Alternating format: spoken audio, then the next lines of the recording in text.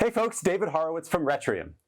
Here are the top 5 mistakes I see teams make all the time with their retrospectives. Are you ready for these quick hits? Let's jump right in. Number 1 is not inviting the right people into the room in the first place.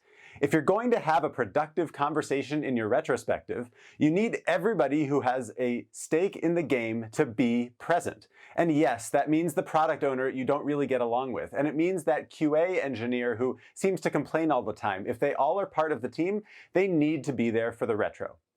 Mistake number 2 I see teams make is not facilitating the conversation.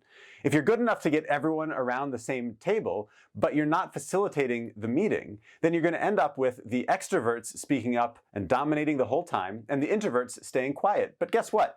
Everybody has good ideas to contribute, and your job as the facilitator is to encourage a level playing field where everyone can participate. Mistake number 3 I see teams make is taking on too many topics in the retro. We've all been there. Everybody in the room brainstorms all these different topics and we have a list of 20 things to get through. So hey, let's set a time box for 1.5 minutes for each of those topics to make sure we hit all of them. Big mistake. It's really hard to have a deep conversation about any one thing that leads to real change, let alone 5 or 10 or 15 or more. Instead, narrow the scope of your retro to the top 1, 2, or 3 items that really need discussing and stop there.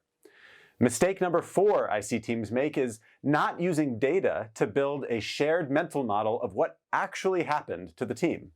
You know, if we're trying to discuss how to improve, it requires us to have a shared understanding of what happened in the first place. Otherwise, the improvements we come up with are going to be targeting different problems or different sets of data, and that's a mistake. So you can use hard data, things like how many bugs were introduced in the last sprint, or what was our WIP, or soft data, like were we more mad or were we more sad or glad in the past 2 weeks. But whatever type of data you choose, make sure everyone has it visible as a shared understanding so that you can build off that common mental model to find improvement items.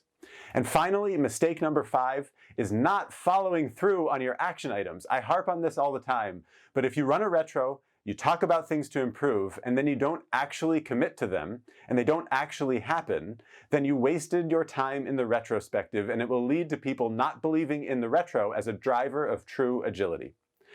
So if these 5 tips resonated with you, if you think they could help improve your retros, share them with your colleagues, because you know what? They're probably suffering from the same problems as well. And comment in the threads below with any suggestions or questions you might have. Have a great day, everyone.